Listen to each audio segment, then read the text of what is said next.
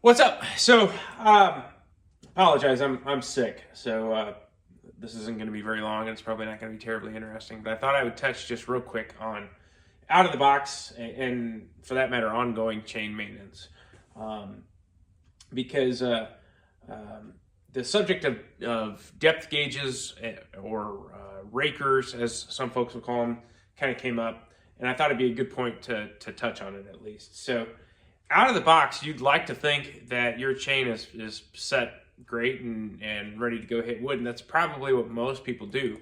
But you'd be surprised if you actually took a depth gauge, you'd find how much inconsistency there actually is, even from the factory.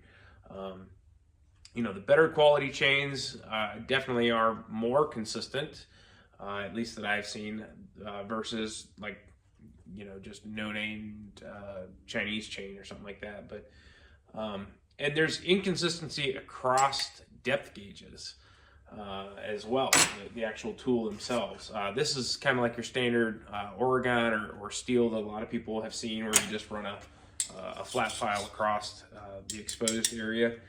These are okay. I find that they are, for one, not nearly aggressive as I think they should be, and also, they all wear with time. But as you remove material from this, your depth gauge changes. This is an OEM Husqvarna one. This has both a hard and a soft setting, and I only run the soft setting. I find that the hardwood setting is just not aggressive enough for me. I don't care for it. So. I really like these. These are what I used for a long time, still do.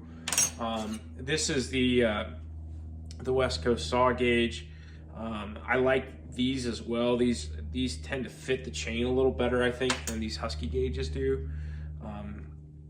And are even between these two, our settings are more aggressive than like that standard Oregon or steel. And then you have these kind of 2-in-1s that also have the built-in depth gauge.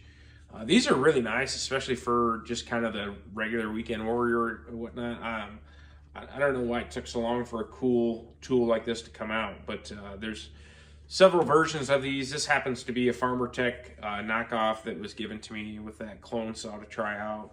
Ferd makes a really good one. I think they're actually who makes the steel 2-in-1.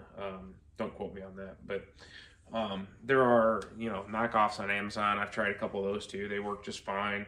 Of more importance is actually the quality of the file themselves. But in any case, absolutely right off the bat, you probably should be checking your chain and checking your raker depth. And again, some of that's going to depend upon personal preference and how you run your saw as to what you actually like. I have found here recently that running that Duke's chain, just running it by the set gauge is not enough for me. I like another couple just soft-handed swipes off each one for me, to where she's really kind of biting the way that I want, and pulling a good chip with that too. But that's going to depend again upon your wood type, frozen wood, softwood, hardwood, all those things make a difference. And then also, if you're running a skip tooth versus like a full house, skip tooth, you inherently have less force enacted upon the chain.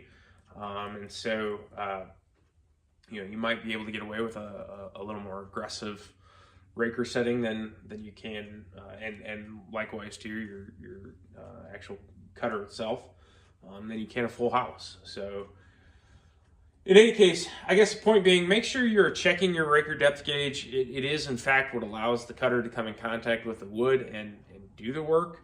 And that changes over time. Your tooth is canted, and so as you grind it back, the height of the tooth changes too. So every time you sharpen, maybe not every time you sharpen, but every couple times for sure at least, you need to go back and check, because as your tooth wears back, your raker is still left sitting up here. Now all of a sudden you're not going to be contacting the wood. So I've flat out seen people before tell me that they've had their chains sharpened, and they're not cutting wood, and it's because nobody touched the depth gauges. So It's kind of funny. I won't name names because it was not his fault and it was kind of an honest mistake. But I had a guy probably 2 years ago that I had done several saws for.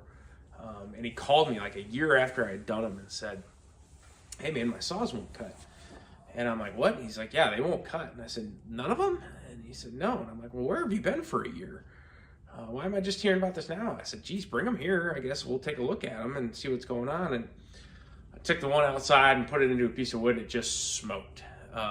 And I got to looking for a second. I went back in and I asked him, I said, "Hey, any chance you've had your chains sharpened recently?" And he's like, "Yeah, I just had them sharpened last week."